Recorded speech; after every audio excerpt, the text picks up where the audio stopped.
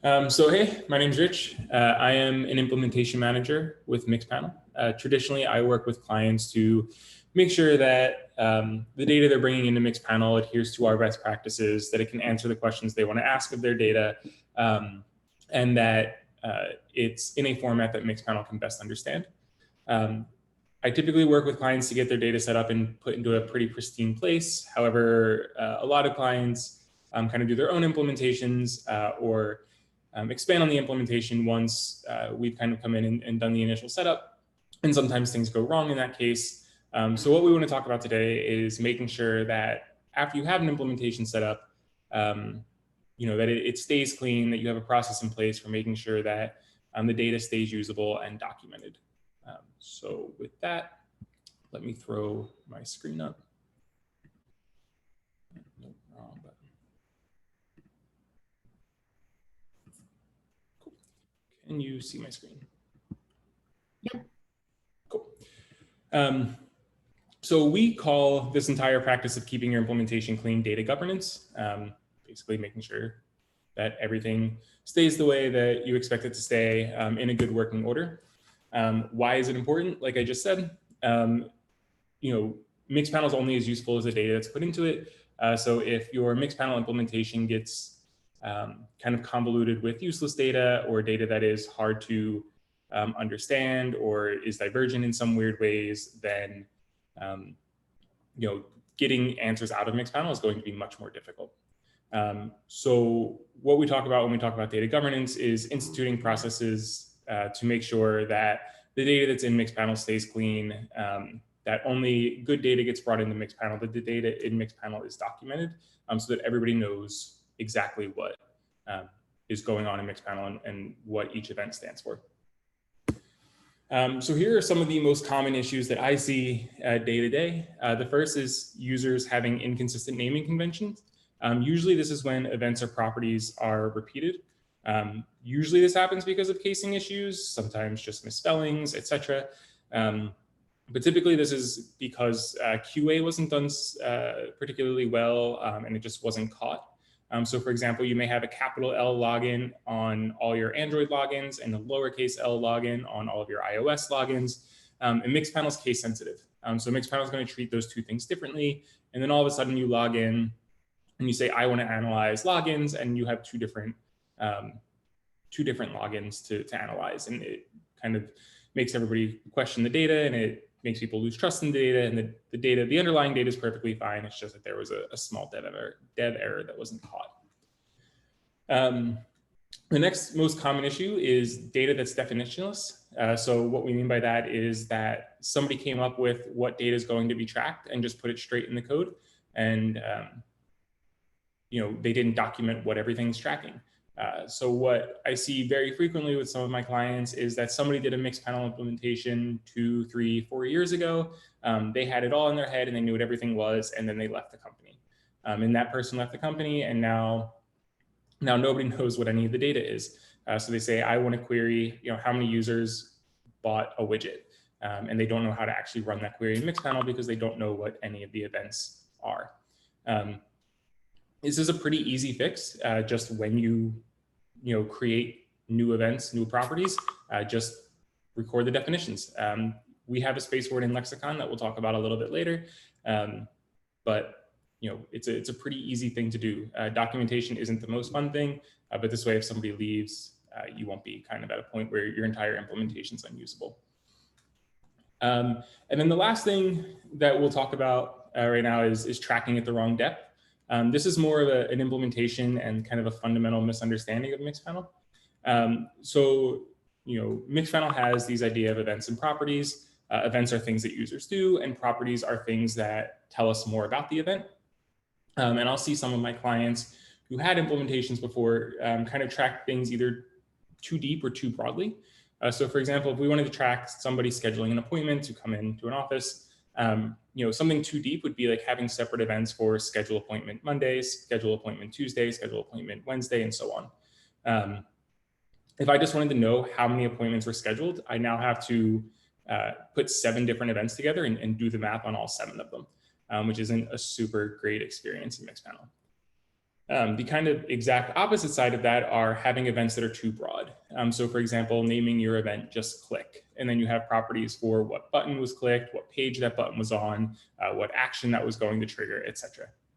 All of a sudden, if you do things this way, you have an implementation that's really difficult to use and has a really high learning curve, because I need to know if I want to see how many appointments are scheduled, that I need to use the click event, and I have to say that the button name was equal to whatever the button name was on the page, that whatever page it was, etc.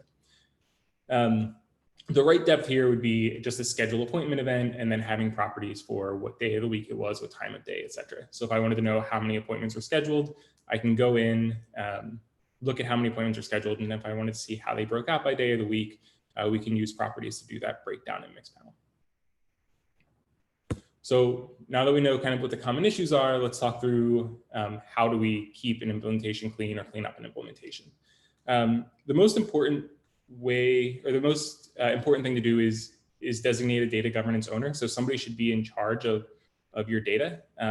It seems a little silly sometimes that somebody's a data governance owner, but you've spent a lot of time and effort getting data into Mixpanel, so it makes sense to make sure that somebody is in charge of making sure that that stays clean.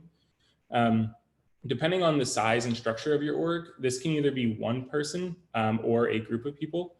So for example, I've had clients who have multiple product teams working on Mixpanel, and they have something like a Mixpanel council, where each PM at the start of every sprint during the design phase get together and say, here's the stuff that I'm adding to Mixpanel this sprint.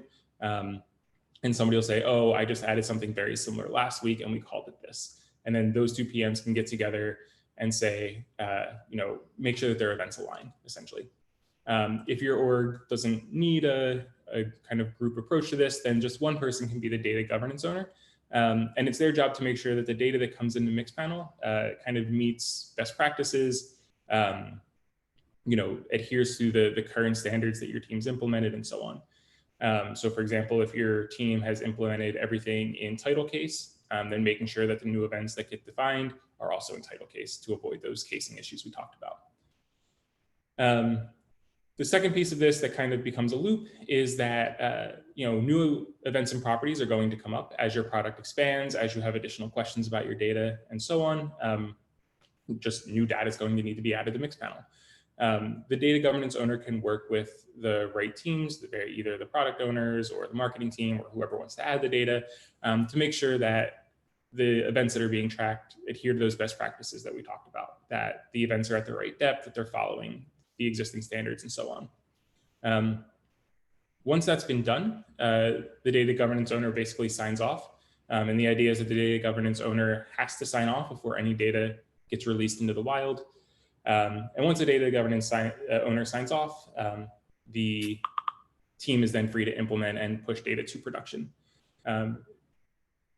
Kind of the sticky thing here is that this is generally a process change for a lot of clients, and new processes tend to be difficult to implement. But again, if you kind of think about what's at stake, your team has, like I said before, invested a lot of time and energy into getting initial implementation correct. And it is kind of a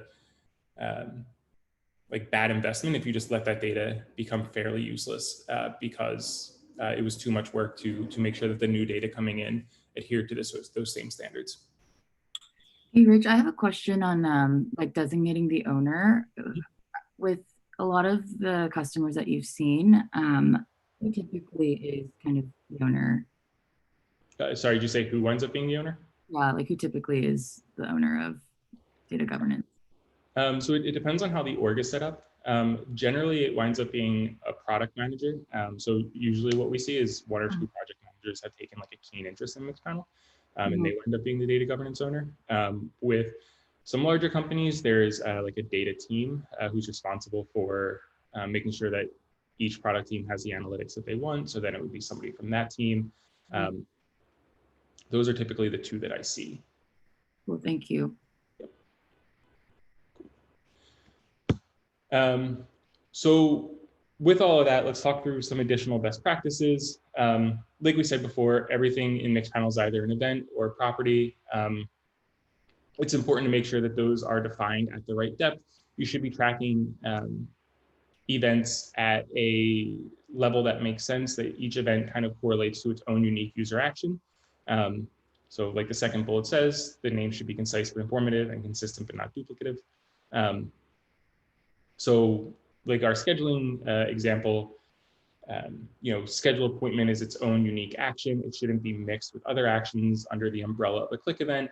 But at the same time, it shouldn't be so granular that it's trying to break the data down before it comes into Mixpanel. You have Mixpanel to let us break the data down for you. Another thing that's super important is to involve additional teams as you're adding new events, particularly with data, and as we trend towards increasing amounts of data regulation. The legal and security teams will likely be very interested in what you're sending, so involve them early. Just because there's nothing worse than going all the way through development and then having the security team tell you you can't track a bunch of things you want to track. Technical teams will also have feedback saying, hey, this piece of data is going to be really hard to get, and then you'll have to make a judgment call on whether the effort to get that piece of data is worth it. It's always better to get that out of the way early. And then if you have multiple teams working in Mixpanel or adding data to Mixpanel, again, it's really important to involve those other teams to make sure that if you're working on a login flow and another team's working on a login flow, that those events are going to align. And then the last thing is Lexicon. So Lexicon is our data dictionary. It's a place we have for you to store definitions of events and properties, to do some data fixing that we'll talk through in a bit more detail in a second. But it's a really good place to do the documentation that we talked about, to make sure that everybody knows what the events and properties are. And it's like in product, so nobody has to go and look somewhere else for the definitions. Any questions before we jump into Lexicon? No, it's great. So this is a demo project. So if some of the data doesn't make sense, don't worry, it's all fake. So this data has some expense reporting data in it. So let's look at this approve expense event. And if we do a breakdown by the expense type, we're going to see that I have a lowercase meal and an uppercase meal. And like we talked about, these capitalization issues can happen. And now what should be one kind of bar in Mixpanel is broken out into two. Our preference is that this change would ultimately be reflected in the code, and the code would be updated to fix this issue. But obviously that won't change the historic data. So Mixpanel has the ability to create a custom property and combine this data. So we can just click that create custom property, and we'll call this combined meal. And then we have examples of how you can use this. It's really easy to just pull the merge values, which is going to be the most important thing in this case, because we're going to merge uppercase meal and lowercase meal. And what this is saying in this example is we're saying if you find the iOS in a property, and we can pick the property, in this case, it would be like platform, then that's going to be considered Apple. Mm-hmm. If you find Mozilla or Firefox in the same property, like browser, then we're going to say Firefox. And in this case, we want to combine Mozilla and Firefox. If the property is neither iOS, Mozilla, or Firefox, then we just want to use what's already there. So in this case, we only want to combine two values. And we want to combine them in the expense type. And we want to say, if we have meal, and if you pick the property first, it will tell you what the options are, which is really nice. Or lowercase meal, then we want that to transform into the uppercase meal. And if it's neither meal nor meal, then we just want to keep what was already there. And when we apply this, we see that meal and meal are now all one bar, which is kind of the data that we want. Again, this is a way to fix the data. If you do have a QA issue, the hope is that you will have a QA process that's robust enough to catch these kind of errors. But if one slips through, obviously we don't want your data to become useless. So this is just a quick and easy way to fix it. That's awesome. Yeah. Sorry, you have a question? I was just saying that that's awesome. Yeah, it's good. It's a really nice tool. So this is Lexicon. And this has all of the events in the list. We also have all of our event properties. We have our user profile properties. So these are properties on the user profile. And then under our events, we can expand these and see which properties are on which events. And here we also see the description. So for this login event, I can add a description that the user has logged in. And this description will then show up when I hover over events.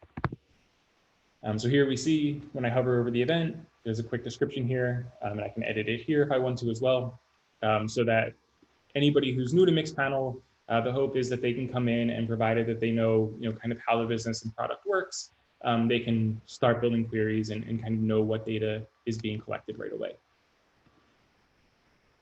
We can also add tags if we were to come into these events. So if I wanted to create, let's say this create expense is for the finance team, I can create a finance tag, save that, and then when I jump and reload this, we'll see events tagged as finance, and then this essentially creates a bucket. So I say, hey, these are all the finance events. Here's your events, and it's a quick, easy way to get to that data without having to search through kind of the entire event list. The last thing is, here we see we have a uppercase login and a lowercase login. Mixpanel allows you to merge data. So when we click on both of these, we see this merge button pop up. This is only available for project owners and I believe project admins. So if you don't see this button, then you just don't have the right permissions and you need to reach out to whoever owns your Mixpanel instance to get you the right access.